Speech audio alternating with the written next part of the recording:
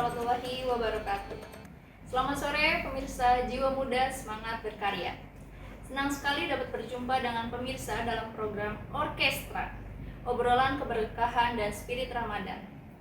Orkestra ini merupakan suatu acara yang telah diprogram UPT Perpustakaan dan Publikasi Digital IBM Bekasi yang penuh dengan pesan-pesan spirit kehidupan sehari-hari, tentunya dalam menghadirkan narasumber yang kompeten di bidangnya. Telah hadir di studio kami Bapak Muhammad Nur Ishak, atau lebih akrab dipanggil Bapak Ishak ya. Beliau ini adalah dosen IBM Bekasi dengan mengampu mata kuliah AIKA. Assalamualaikum warahmatullahi wabarakatuh, Bapak Ishak. Waalaikumsalam warahmatullahi wabarakatuh. Bagaimana kabarnya? Alhamdulillah baik. Pada kesempatan kali ini, tema yang diangkat yaitu ikhtiar menjemput rezeki melalui aktivitas bersedekah. Sambil ngabuburit, yuk kita simak apa sebenarnya bersedekah itu dan perannya seperti apa menurut Bapak dengan dalil-dalil yang mendukungnya. Baik, sedekah ini sebenarnya rahasianya banyak. Dan rahasianya nggak kecil, rahasianya besar. Seandainya orang tahu apa yang ada dalam rahasia tentang sedekah itu, orang tidak akan pelit untuk bersedekah. Bahkan banyak lembaga-lembaga atau organisasi-organisasi yang sekarang yang menginisiasi untuk bersedekah. Karena hikmah di balik bersedekah itu yang luar biasa. Namun sebagian besar tidak mengetahuinya itu. Salah satu ayat disampaikan di dalam surat Al-Baqarah ayat 261. Allah Subhanahu wa taala berfirman, A'udzubillahi minasyaitonirrajim. Bismillahirrahmanirrahim. Matsalul ladzina yunfikuna amwalahum fi sabilillah kamatsali habbah ambatat sab'a sanabil fi kulli sumbulatin mi'atu habbah wallahu yudha'ifu liman yasha. Ini ayat menjelaskan bahwa perumpamaan orang yang bersedekah Allah umpamakan dengan satu biji, di mana biji ini akan tumbuh menjadi 7 pohon. Dari setiap pohon tadi akan tumbuh kembali setiap pohonnya itu mi'atu habbah. Jadi kalau hitungan matematik nih kan, karena matematik kita beda dengan matematik Tuhan. Kalau kita sedekah 5.000, maka Allah akan tumbuhkan menjadi 5 kali 7, 35.000. Dari setiap 5.000 tadi akan tumbuh lagi 100. Maka 5.000 kali 100 dikali 7 nggak terhitung.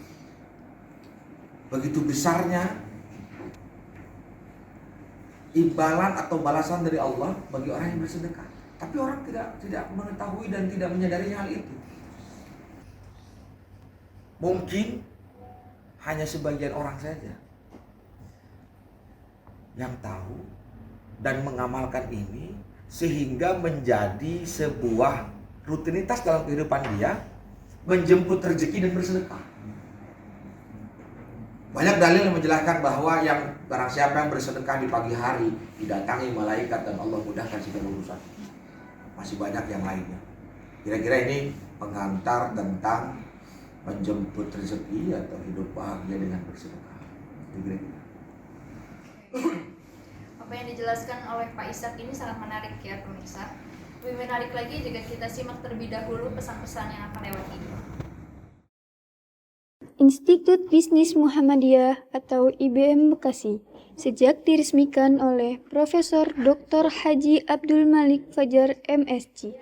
Beliau pernah menjabat Menteri Pendidikan Nasional Kabinet Gotong Royong periode 2001-2004.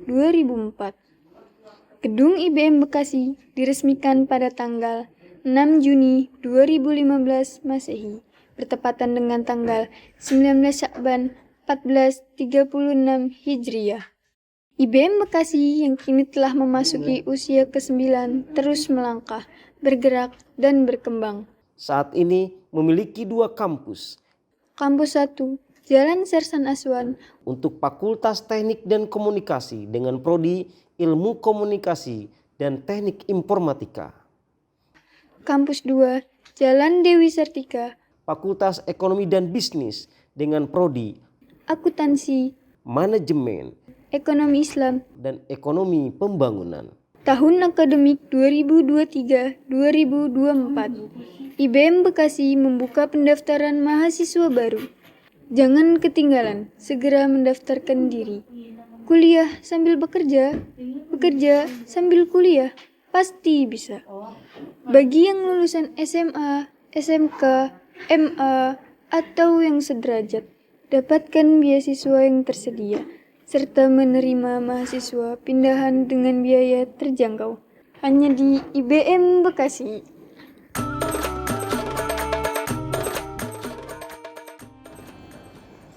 Pemirsa, kembali lagi di segmen orkestra berkah setiap hari nyaman di hati. Baik Pak, saya ingin bertanya, sebenarnya apa sih itu bersedekah dan bagaimana sih bentuk-bentuk bersedekah dalam Islam? Siap.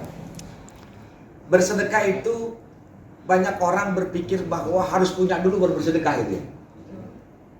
Itu berpikir secara duniawi. Berpikir secara ukhrawi, orang kaya itu biasa bersedekah. Dia punya miliaran bersedekah 10.000, nggak ada artinya di hadapan Allah kan gitu ya. Artinya tidak begitu megah di hadapan Allah. Ada artinya tapi tidak begitu megah di hadapan Allah. Tapi orang yang tidak punya atau orang yang pas-pasan bersedekah itu besar di hadapan Allah. Paham ya? Jadi makna bersedekah itu bukan kita harus punya banyak dulu baru bersedekah. Kita punya sedikit, kita bersedekah itu luar biasa. Kalau orang kaya bersedekah biasa, tapi kalau orang yang pas-pasan, orang yang nggak punya bersedekah itu yang luar biasa. Dan itu yang Allah segerakan untuk dibalasnya. Lalu nih, saya penasaran nih Pak, mengapa sih bersedekah sosial ini dapat dijadikan sebagai solusi dalam fenomena ketimpangan sosial di Indonesia? Lalu seperti apa implementasi bersedekah di Muhammadiyah khususnya? Siap. Kalau implementasi dalam beribadah itu adalah slogannya jemputlah rezeki dan bersedekah. Karena yang belum rasakan dulu. Coba dulu. Apa sih hikmah di balik bersedekah?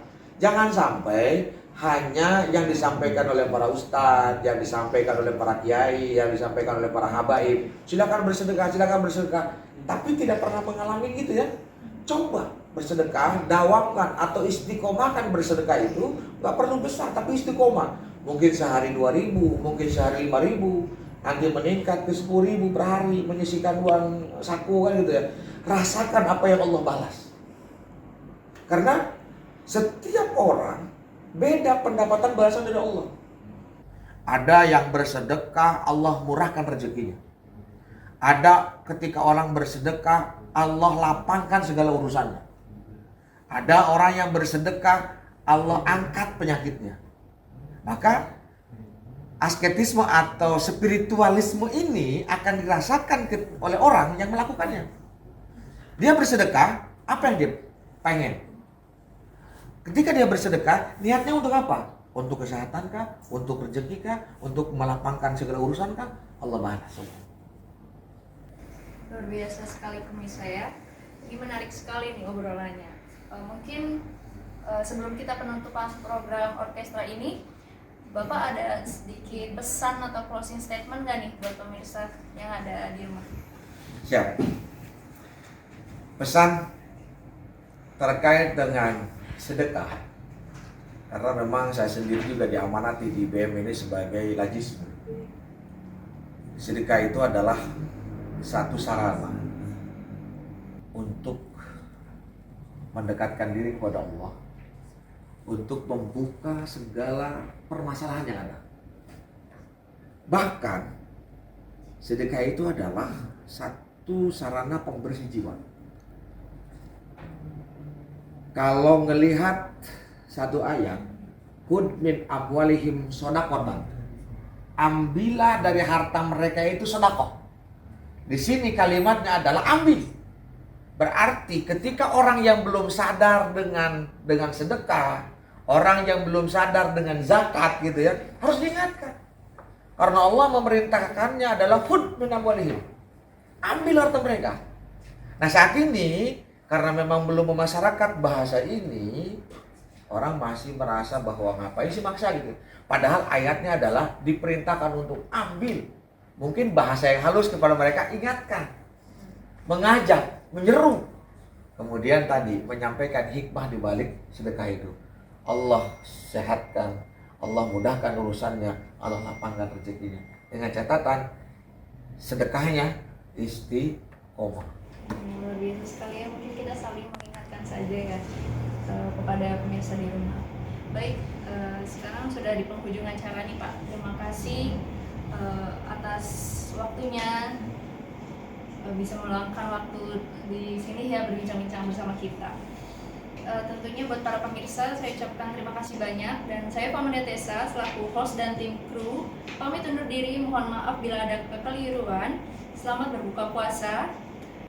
Kepada seluruh pemirsa, khususnya mahasiswa IBM, jangan lupa panteng terus Orkestra. Nyaman di hati, berkah sepanjang hari. Jiwa muda semangat berkarya. Wassalamualaikum warahmatullahi wabarakatuh.